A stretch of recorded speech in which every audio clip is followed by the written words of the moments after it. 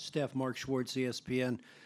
You referred to the box and one that the Raptors threw at you as a janky defense. Steve was wondering what exactly that janky is defined as. I think we all are. And what did you think of the fact that they threw it at you, and how did it work? I don't know. That's I don't even know, a little Southern North Carolina slang. I probably just pull out my back pocket. It sounds right. I don't really know what the true definition is. But anyway, it was obviously innovative and unexpected in terms of a defense you haven't seen in a while. But there are obviously things that we could have done differently to try to create better shots. Every possession they threw at us, whether it's me off the ball or with the ball in my hands or, working around other guys. But at the end of the day, that fourth quarter was just kind of weird overall with the pace and lack of scoring. We played amazing defense, and that gave us,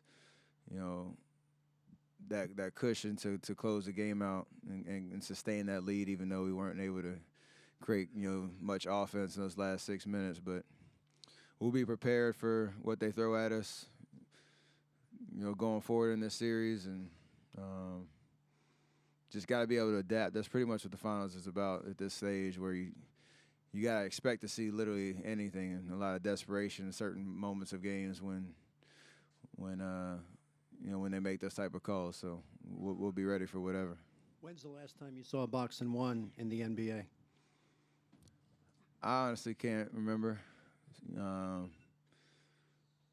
Probably last time I saw was when I had a Wildcat jersey on, though. Next question in the back. Josh Peter with USA Today. Steph, how would you regard your role as a leader right now, especially at times when you're playing without KD and Clay? How do you stabilize things or help stabilize things? Nothing changes. Stay consistent with my approach every year, whether it's in training camp or in the finals and everything in between. Just trying to boost confidence, create the right perspective going into each game, and we do it by committee. There's a lot of different voices that we have that we rely on. Myself, Draymond, Sean, Andre, even K when he's able to provide his input, even when he's injured and going through his rehab and stuff like that. So we all just understand the moment, and we're very locked in and focused on adapting, to the circumstances that are thrown at us right now with a lot of injuries and kind of uncertainty of even who's going to be able to play. So we've been through a lot, had a lot of different experiences. This is just adding to that book. So we got to be ready. Fourth row on your right, Steph. Logan Murdoch, NBC Sports Bay Area. You kind of just touched on it with the injuries, but you guys have lost Kevin. Clay's questionable, and Andre was going through his stuff. How have you guys been able to overcome these types of injuries throughout the postseason? It's just a continuation of kind of what I talked about after the game, after game two. It's just everybody being ready.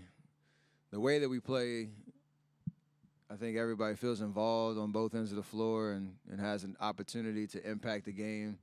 Not necessarily like, scoring every possession, but just playing within the flow and sharing the ball, moving out, playing unselfishly and just a style where everybody's going to get touches and just got to be confident and aggressive. So,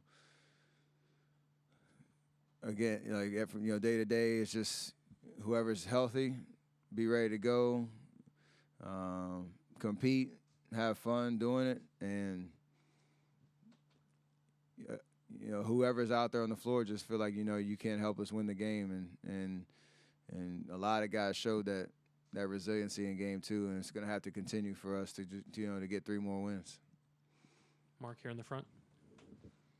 Hey, Steph, Mark Medina, Bay Area News Group. Andre was saying the other day that one of his sources of motivation was to protect your legacy, and from his perspective, he felt like there's peers that are jealous of what you've accomplished, and I was wondering what your perspective on that issue is. I mean, honestly, I don't need anybody's validation or praise or them to hype me up as other people in the league. I know who I am. Like I always say, confident in my abilities and appreciative of the stage that I get to play on alongside my teammates, especially these last 5 years. So whatever comes with that territory doesn't really bother me, whether I'm liked or disliked or whether people respect my game or value for what it is. Doesn't really matter. I have great teammates who understand, one, what it takes to win and just the fun that we have playing the way that we do and the experiences that we've been able to create. So at the end of the day, that's all I'll remember when this is all said and done.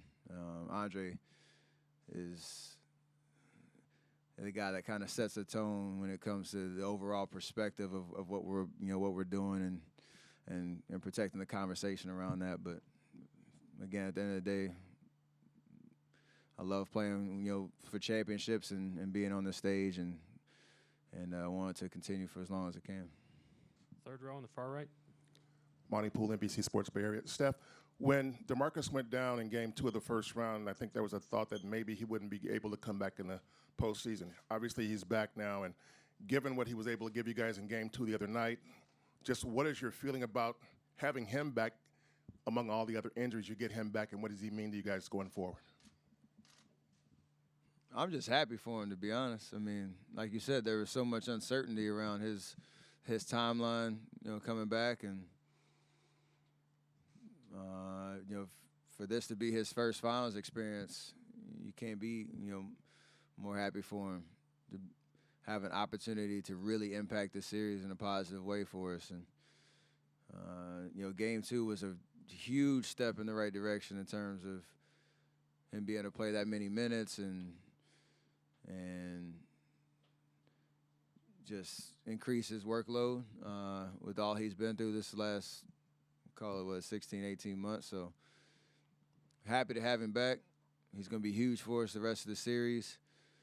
And you can tell he's reminding people of how special of a talent he is and how versatile he is and how he's been playing and just getting more comfortable, with his body out there. And I think it's only going to continue to improve as the series goes on.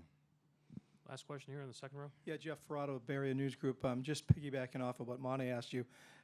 DeMarcus out there said he expects to be better still in Game 3. What's your expectation for him? Would you be surprised if you're able to run the offense through him to some degree? That's one of his main talents, is being able to play make, whether it's on the block or out on the perimeter or wherever he catches the ball. I think for him, it's just becoming still more confident in his ability to put pressure on defenses, on the block and use his size, get us, some easy buckets down there. But I think defensively he's been amazing. Just trying to be a plug in the paint and even when he needs to come out in the perimeter and rotate and things like that. But again, when you miss that much time and you're playing at the intensity of a finals game, and I don't think he had any minute restrictions, but it goes from 12 minutes to almost 30 and whatnot. That's a huge jump. So I just gotta assume that his confidence level is going to continue to increase as he gets some more minutes under his belt, and that should be a good sign for us as a team.